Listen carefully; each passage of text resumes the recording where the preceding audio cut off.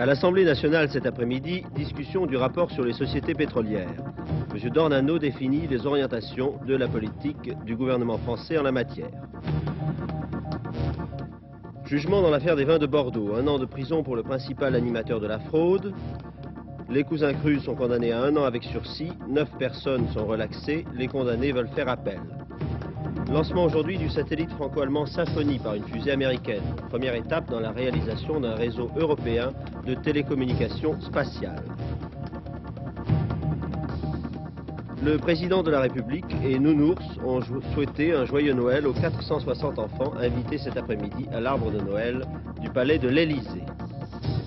Mesdames, Mesdemoiselles, Messieurs, bonsoir. L'Assemblée nationale n'a pas adopté hier soir la motion de censure déposée par les socialistes, les radicaux de gauche et les communistes. À l'issue d'un débat marqué par les interventions de messieurs Mitterrand et Chirac, cette motion n'a recueilli que 183 voix, les voix de l'opposition de gauche, alors qu'il en aurait fallu 246 pour renverser le gouvernement. Cet après-midi, dans le cadre des questions orales avec débat, 5 orateurs ont interrogé le gouvernement sur le rapport de la commission d'enquête parlementaire sur les sociétés pétrolières. Le rapporteur, M. Schwartz, a souligné que sa commission avait travaillé en toute indépendance. Il s'est élevé contre la campagne dirigée contre ses conclusions qui mettent en cause l'activité des grandes sociétés françaises et étrangères. M. Georges Marchais avait demandé ce rapport. Il est intervenu dans la discussion en posant cet après-midi une question. Selon la suite que le gouvernement donnera au rapport de la Commission, chacun pourra juger de son degré d'indépendance vis-à-vis des puissants intérêts mis en cause dans cette affaire. Je note à ce propos que depuis la publication du rapport de la Commission d'enquête, des pressions de toutes sortes se multiplient pour que le silence soit fait sur les scandales qu'elle a révélés. Il est assez inquiétant de voir les sociétés pétrolières françaises dans lesquelles l'État détient de fortes participations jouer un rôle de premier plan dans cette campagne visant à jeter le discrédit sur le travail de la Commission et à imposer la loi du silence sur les activités illégales des compagnies du cartel. La vérité doit être connue, elle le sera, nous nous y emploierons. Des mesures réelles doivent être prises par le gouvernement pour mettre un terme au scandale que constitue le racket de la France par le cartel pétrolier. Nous agirons avec les Français pour imposer ces mesures. Par votre amalgame, en faisant croire que la situation de nos compagnies nationales est la même que celle des compagnies internationales, alors que vous savez parfaitement que c'est le contraire, vous commettez une mauvaise action. Ce n'est pas le moment de refuser à nos compagnies les ressources nécessaires à la recherche, à la prospection, à l'expansion, car c'est le seul moyen que nous ayons à long terme pour lutter justement contre les compagnies internationales, et c'est bien d'avoir un secteur national puissant.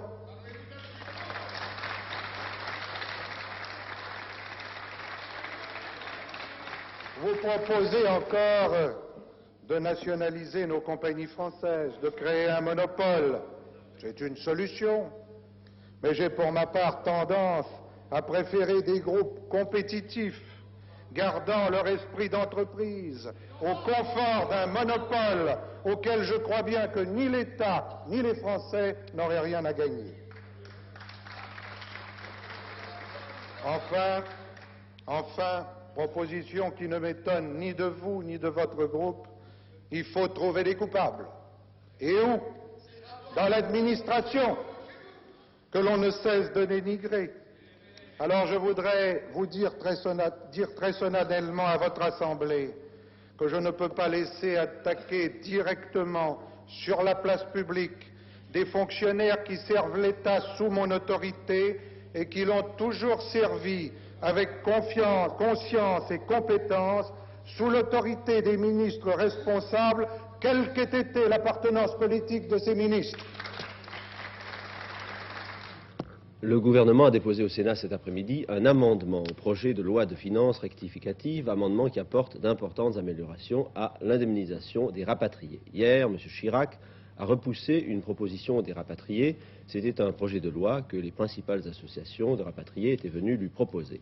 Et ce matin, ces mêmes rapatriés pénétraient dans le bureau de M. Bénard, parlementaire en mission auprès du gouvernement, pour lui faire part de leurs inquiétudes après leur entrevue hier, l'entrevue négative avec M. Chirac. Les mesures prises ce soir vont peut-être apporter quelques apaisements. On indique que le montant maximum de l'indemnité est majoré de 63%. Il sera pour un ménage de 262 000 francs et pour une personne seule de 130 000 francs. Priorité est donnée aux personnes âgées dont tous les dossiers seront traités avant la fin de l'année prochaine. En outre, ces personnes pourront obtenir une rente viagère. Cette réforme entrera en vigueur le 1er janvier. Tous les dossiers devront être liquidés avant 1981. Globalement, un tiers des rapatriés sera indemnisé à 100% et les 3/4 au moins à 50%. D'autres mesures sont en cours d'examen. Au cours d'un déjeuner de presse aujourd'hui, M. Georges Segui, secrétaire général de la CGT et membre du bureau politique du Parti communiste, a estimé qu'il existe un problème sérieux entre le Parti socialiste et le Parti communiste. Il a annoncé que la CGT rencontrera le Parti communiste demain et lundi les dirigeants du Parti socialiste. La CGT entend apporter sa contribution à l'union de la gauche pour battre le pouvoir du grand capital. Dans le contexte de crise... Pas de trêve sociale, affirment les dirigeants de la CGT. La situation de l'emploi, l'augmentation des salaires, l'indice des prix, la garantie du pouvoir d'achat, tels ont été les thèmes développés aujourd'hui au cours d'un déjeuner de presse par le secrétaire général de cette centrale syndicale. En ce qui concerne le pouvoir d'achat, chacun peut à présent faire ses comptes pour l'année 74. Celui qui n'aura pas obtenu au moins 18% d'accroissement de ses revenus est perdant en pouvoir d'achat, sans parler des conséquences de l'augmentation de la charge fiscale sur les revenus salariaux. Pratiquement, c'est le cas de tous les salariés de l'État, des retraités du régime général et de toutes les catégories d'allocataires. Et puis, abordant les problèmes politiques, Georges Segui a annoncé que la CGT rencontrerait demain le Parti communiste et lundi prochain le Parti socialiste. Il a également évoqué la controverse entre le PC et le PS, en précisant que la CGT n'avait pas dans cette affaire à proposer ses bons offices. Premièrement, ce n'est pas notre rôle, que deuxièmement, nous avons conscience d'être en présence de problèmes sérieux, et que troisièmement, nous ne trouvons pas inconcevable que les partis politiques de gauche aient des discussions, y compris publiques, qu'ils jugent utile d'avoir dans le cadre de leurs relations. En fait, la CGT entend rester dans son rôle d'organisation syndicale indépendante et par conséquent, elle s'interdit d'intervenir dans les relations entre les partis politiques de gauche.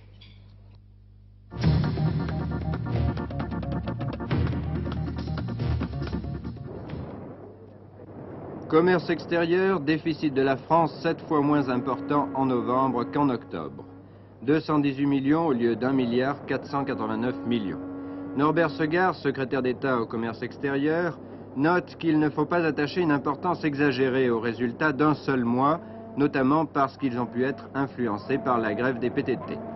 Néanmoins, ajoute M. Segard, sur plusieurs mois, la tendance au redressement de notre commerce extérieur est évidente.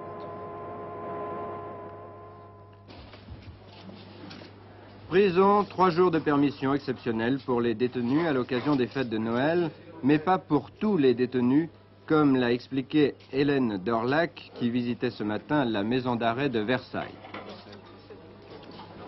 Les fêtes de Noël et du jour de l'an sont en général l'occasion de renforcer les liens familiaux. Je souhaite que dans certains cas très précis, les détenus n'en soient pas exclus. Ces permissions n'excéderont pas de toute façon la durée de 3 jours. Ne peuvent en bénéficier que les condamnés à courte peine ou en fin de peine, et ces permissions seront décidées par le juge de l'application des peines.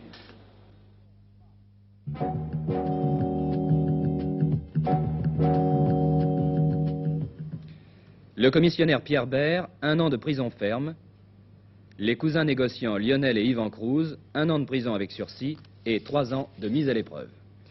Ajoutez le maximum de l'amende fiscale, c'est-à-dire 27 000 francs, et vous conviendrez qu'il s'agit d'un jugement sans complaisance, fidèle d'ailleurs aux réquisitions.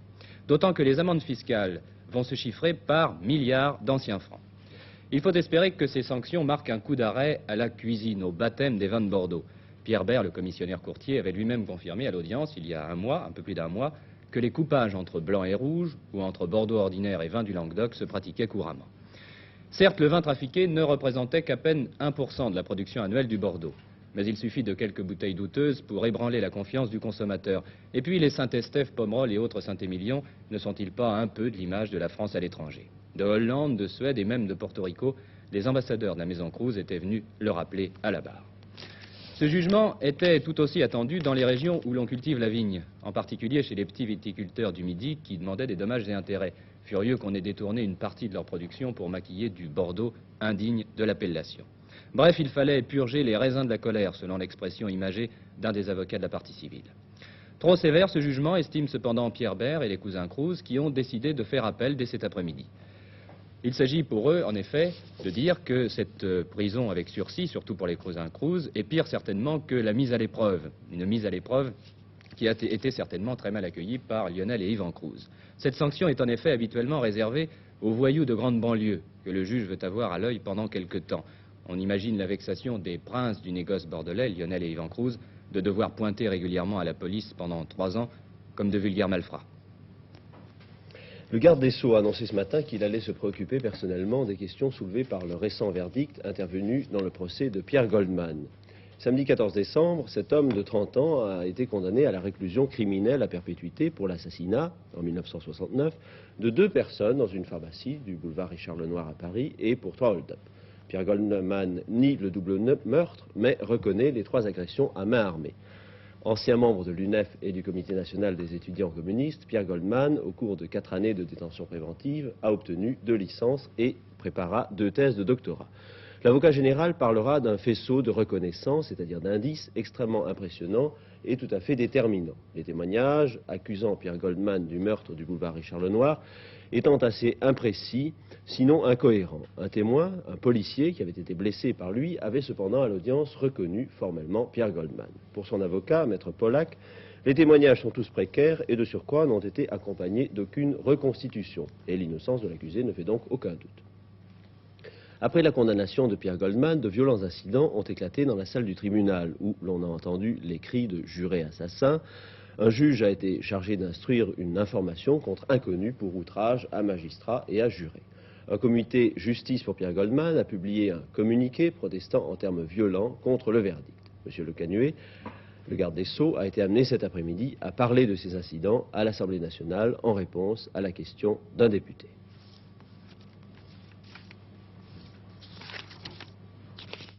Je considère comme absolument intolérable les manifestations auxquelles se sont livrées certaines personnes présentes lors du verdict prononcé dans l'affaire Goldman, comme d'ailleurs dans toute autre affaire. La cour d'assises, je le rappelle, est composée en majorité de jurés issus des milieux populaires et ils ont statué sans que nous ayons à porter de jugement sur leurs décisions en leur âme et conscience. De tels actes de violence entourant un verdict caractérisent, à mes yeux, le délit d'outrage, aussi bien à l'égard des jurés que des magistrats professionnels, et j'ai immédiatement prescrit que soit requise l'ouverture d'une information judiciaire pour en rechercher les auteurs.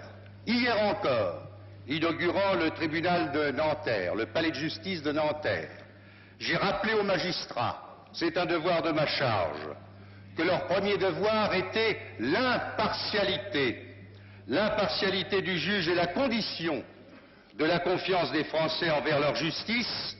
J'ai le droit, en retour, de demander le respect de l'opinion pour l'indépendance des juges.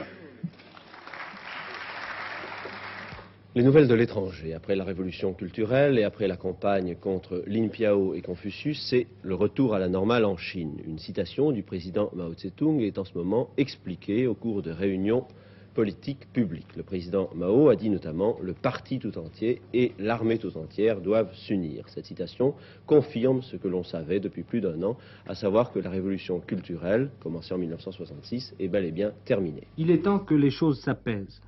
En prononçant cette petite phrase, le président Mao vient de tourner une page de la révolution chinoise, 8 ans après le début de la grande révolution culturelle. Il y a 10 mois encore, il appelait le peuple à combattre les idées de Lin Piao, son ancien dauphin, et celles de Confucius, le maître à penser de la Chine traditionnelle. Il invite aujourd'hui les Chinois, je le cite, à la détente mentale. Évitez, leur dit-il, toute parole nuisible à l'unité.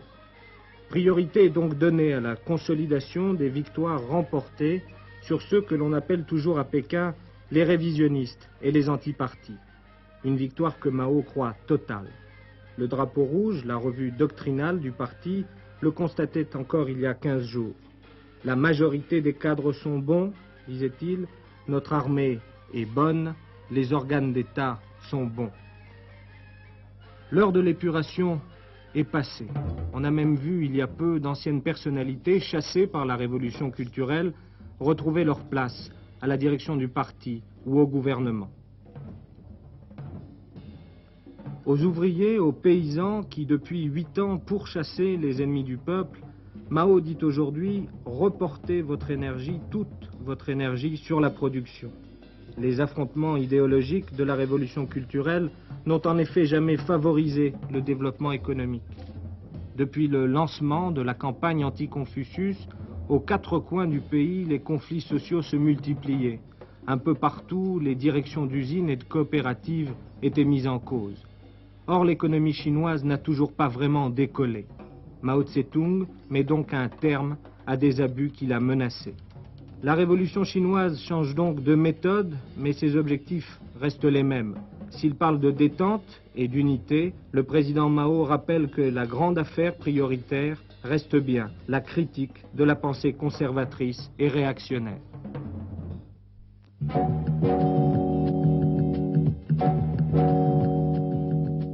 1962, Telstar, une boule de métal qui faisait entrer notre humanité dans l'ère des télécommunications spatiales. Et le grand public découvrait, à sa grande stupeur, que le plus court chemin d'un point à un autre à la surface de notre globe passait par l'espace. Et la recette fut bonne. Telstar connut de nombreux descendants qui se firent au fil des années sans cesse plus gros et plus perfectionnés. Le nec plus ultra de la technique étant aujourd'hui le satellite Intelsat. À lui seul, l'un de ces engins est capable de relayer simultanément 6000 communications téléphoniques et 12 programmes de télévision. Tout serait pour le mieux dans ce concert spatial si les télécommunications n'étaient pas la chasse gardée des Américains.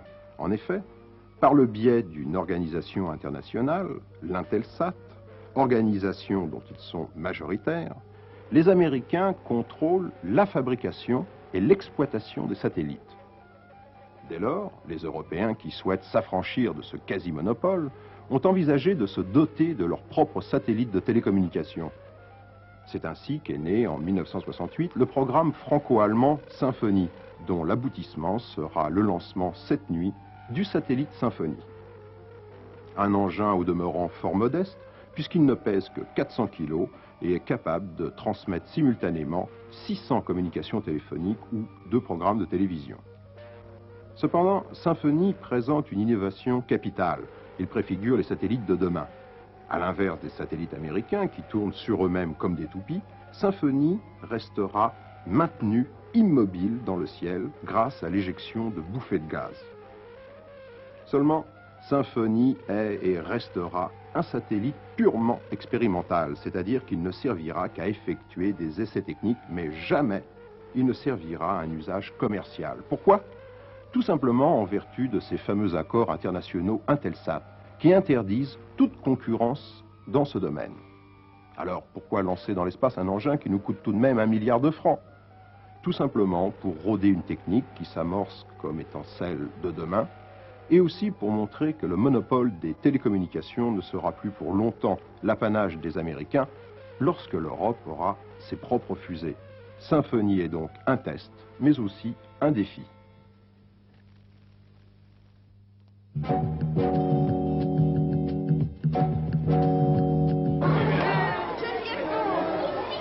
Avec quelques jours d'avance, c'était Noël aujourd'hui à l'Élysée, où 466 enfants étaient les invités de monsieur et madame Giscard d'Estaing.